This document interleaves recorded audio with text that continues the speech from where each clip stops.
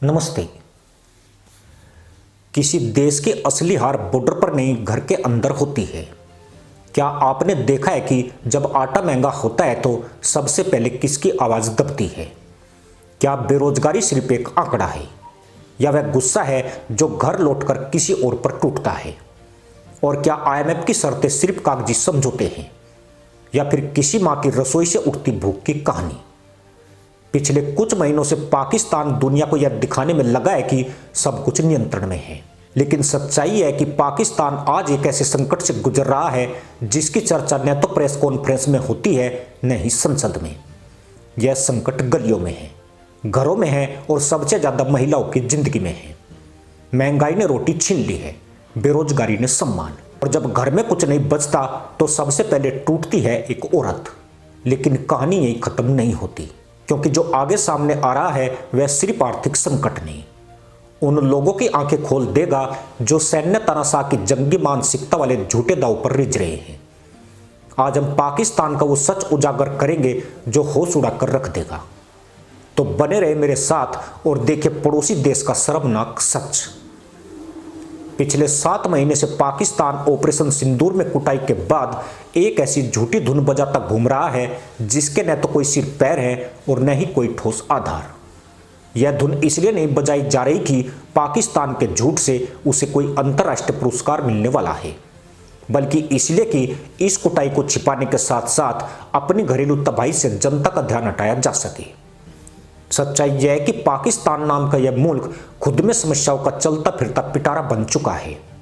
यहां महंगाई है, गरीबी है, बेरोजगारी है, भूखमरी है, राजनीतिक अस्थिरता है, अराजकता है और व्यवस्था की विफलता है।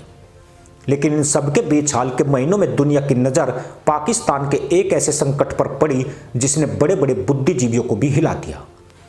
यह संकट सीमाओं पर नहीं, संसद में नहीं, बल्कि घरों के अंदर चल रहा है, और इसकी सबसे बड़ी शिकार बन रही है पाकिस्तान की महिलाएं। अगर कोई यह मानता है कि पाकिस्तान की समस्या सिर्फ डॉलर की कमी या विदेशी कर्ज तक सीमित है, तो वह पूरी तरह सच्चाई से आंखें चुरा रहा है। 2025 में आधिकारिक तौर पर बेरोजगारी 8% से ऊपर बताई जा रही है, लेकिन हकीकत यह है कि लाखों लोग ऐसे हैं जिनके पास काम भी नहीं है और पहचान भी नहीं। फैक्ट्रियां बंद हो रही है, छोटे कारोबार दम तोड़ रहे हैं, और युवा हाथ में डिग्री लेकर सड़कों पर भटक रहे हैं। आटा 20 किलो का पैकेट 2500 रुपये तक पहुंच चुका है। गैस और बिजली के बिल किसी सजा से कम नहीं लगते। आईएमएफ की शर्तों के बाद सब्सिडी खत्म हुई और आम आदमी की थाली सबसे पहले खाली होने लगी। लेकिन मामला यहीं खत्म नहीं होता। आर्थिक बदहाली का सबसे भयावह असर हमेशा समाज के सबसे कमजोर वर्ग पर पड़ता है, और पाकिस्तान में यह वर्ग महिलाएं हैं। जब घर में पैसे नहीं होते तो सबसे पहले घर का माहौल बिगड़ता है, तनाव बढ़ता है, हताशा बढ़ती है, और फिर वही तनाव हिंसा का रूप ले लेता है। 2025 में घरेलू हिंसा के मामलों में करीब 35% की बढ़ोतरी की बात सामने आई है। अंतर्राष्ट्रीय मानवाधिकार संगठनों ने भी इस प्रवृत्ति को गंभीर बताया है। ह्यूमन राइट वॉच जैसे संगठनों ने संकेत दिए है कि आर्थिक संकट ने महिलाओं की सुरक्षा को और कमजोर कर दिया है। जब जेब खाली होती है तो गुस्सा और निराशा सबसे पहले महिलाओं पर ही निकलती है। पाकिस्तान में शिक्षा और स्वास्थ्य दोनों पर एक साथ कैंची चली है। शिक्षा बजट में करीब 2% और स्वास्थ्य बजट में 1% की कटौती सिर्फ आंकड़े नहीं है, इनके पीछे लाखों जिंदगियां हैं। इन कटौतियों का असर दिखना शुरू हो चुका है। गरीब परिवारों में सबसे पहले लड़कियों की पढ़ाई रोकी जाती है। स्कूल छोड़ने वाली लड़कियों की संख्या तेजी से बढ़ रही है। जब शिक्षा छिनती है तो सिर्फ किताबें नहीं छिनती, पूरा भविष्य छिन जाता है। नौकरी के अवसर पहले ही सीमित थे, लेकिन अब हालात ऐसे हैं कि जो थोड़े बहुत मौके थे वे भी खत्म होते जा रहे हैं। महिलाओं के लिए सुरक्षित और सम्मानजनक रोजगार लगभग न के बराबर रह गया है। मजबूरी में उन्हें असंगठित, असुरक्षित और अपमानजनक कामों की ओर धकेला जा रहा है। यह कोई विकल्प नहीं बल्कि हालात का दबाव है। लेकिन तस्वीर का सबसे अंधेरा हिस्सा अभी सामने आना बाकी है। सबसे शर्मनाक और दर्दनाक सच्चाई यह है कि आर्थिक संकट ने देह व्यापार को भी बढ़ावा दिया है। कराची और लाहौर जैसे बड़े शहरों के रेड लाइट इलाकों में रिपोर्टेड मामलों में करीब 30% की बढ़ोतरी बताई जा रही है। स्थानीय सामाजिक संगठनों और एनजीओ के अनुमान बताते हैं कि 2024 से 2025 के बीच 50,000 से ज्यादा महिलाएं मजबूरी में इस दलदल में धकेली गई। यह कोई नैतिक बहस नहीं है, न ही किसी चरित्र का सवाल।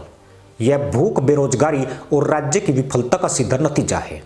यह कोई आधिकारिक सरकारी प्रेस रिलीज नहीं है, बल्कि स्थानीय सामाजिक संगठनों, महिला अधिकार समूहों और फील्ड रिपोर्ट्स के अनुमान हैं। पाकिस्तान में वेश्यावृत्ति गैर कानूनी है, लेकिन कानून सिर्फ किताबों में है। हकीकत यह है कि लाहौर की हीरा मंडी हो या कराची की तंग गलियां, यह धंधा पहले से कहीं ज्यादा फैल चुका है। फर्क सिर्फ इतना है कि अब यह खुले रेड लाइट इलाकों तक सीमित नहीं रहा। अब यह ब्यूटी पार्लरों, मसाज, स्पा, होम सर्विस और ऑनलाइन प्लेटफॉर्म के जरिए चल रहा है। जो ब्यूटी पार्लर पहले शादी ब्याह की तैयारियों के लिए जाने जाते थे, अब वही मजबूरी का अड्डा बनते जा रहे हैं। कई महिलाओं को पहले अतिरिक्त कमाई का लालच दिया जाता है, फिर धीरे धीरे हालात ऐसे बनाए जाते हैं कि उनके पास पीछे लौटने का रास्ता नहीं बचता। पूरे पाकिस्तान में सेक्स वर्कर्स की संख्या को लेकर अलग अलग अनुमान हैं, लेकिन कई रिपोर्ट्स में यह आंकड़ा 20 लाख से ज्यादा बताया गया है।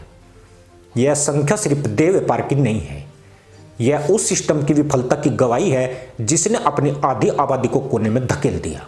और सवाल यह है कि जब यह सब हो रहा है, तब पाकिस्तान की प्राथमिकताएं क्या है? एक तरफ आम नागरिक रोटी, दवा और बिजली के लिए जूझ रहा है, दूसरी तरफ रक्षा बजट में कोई बड़ी कटौती नहीं की जाती।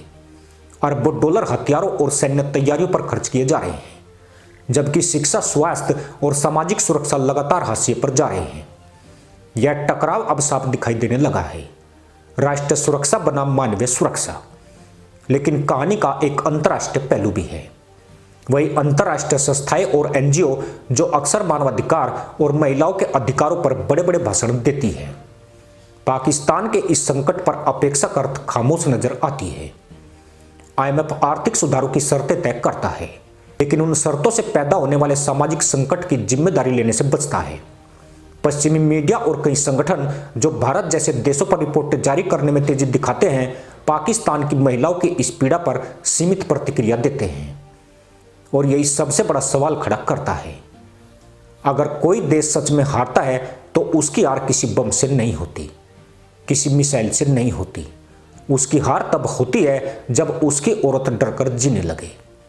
पाकिस्तान आज ठीक उसी मोड़ पर खड़ा है। जब घर के अंदर भूख होती है तो सवाल उठते हैं, जब सवाल उठते हैं तो सत्ता डरती है, और जब सत्ता डरती है तो वह या तो सच स्वीकार करती है या फिर ध्यान भटकाने के लिए दुश्मन गढ़ती है। पाकिस्तान ने दूसरा रास्ता चुना। आर्थिक बदहाली, महिलाओं पर बढ़ता अत्याचार, देह व्यापार का फैलाव। इन मुद्दों पर बात करने के बजाय पाकिस्तानी सत्ता लगातार बाहरी खतरे गिनाने में जुटी है। कभी भारत, कभी अफगानिस्तान, कभी विदेशी साजिश। लेकिन असली साजिश तो घर के अंदर चल रही है, जहां सिस्टम चुप है और औरत अकेली। पाकिस्तान की सत्ता संरचना में सेना सबसे ताकतवर संस्था है। बजट हो, विदेश नीति हो या मीडिया, हर जगह सैन्य प्रभाव साफ दिखता है। लेकिन सवाल यह है कि जब देश की आधी आबादी सामाजिक और आर्थिक तबाही झेल रही है, तब यह ताकत कहां है? सच्चाई यह है कि सैन्य तंत्र की प्राथमिकताएं अलग हैं। रक्षा बजट में कटौती नहीं होती, लेकिन शिक्षा और स्वास्थ्य पर कैंची चल जाती है। हथियारों के लिए पैसा है, लेकिन महिलाओं की सुरक्षा के लिए नहीं। जनरल की सुरक्षा पक्की है, लेकिन एक आम महिला की नहीं। यह असंतुलन समाज को अंदर से खोखला कर रहा है। जब राज्य नागरिक को सुरक्षा नहीं देता तो खाली जगह कोई और भरता है। पाकिस्तान में यह खाली जगह भर रहे हैं अपराधी नेटवर्क, कट्टरपंथी समूह और संगठित माफिया।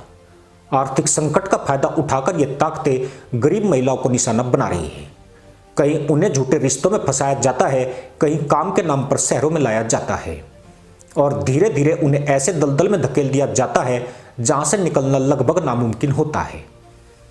यह सिर्फ देह व्यापार की कहानी नहीं है, यह मानव तस्करी की कहानी है, यह सिस्टम की चुप्पी की कहानी है। अगर यही हालात बने रहे तो यह संकट सिर्फ महिलाओं तक सीमित नहीं रहेगा। कोई भी समाज तब तक टिक नहीं सकता जब तक उसकी आधी आबादी डर, असुरक्षा और मजबूरी में जी रही हो।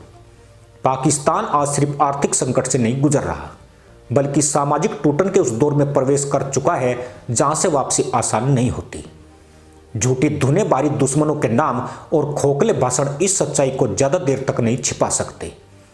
असली संकट पाकिस्तान के भीतर पल रहा है और उसकी सबसे बड़ी कीमत आज पाकिस्तान की महिलाएं चुका रही है।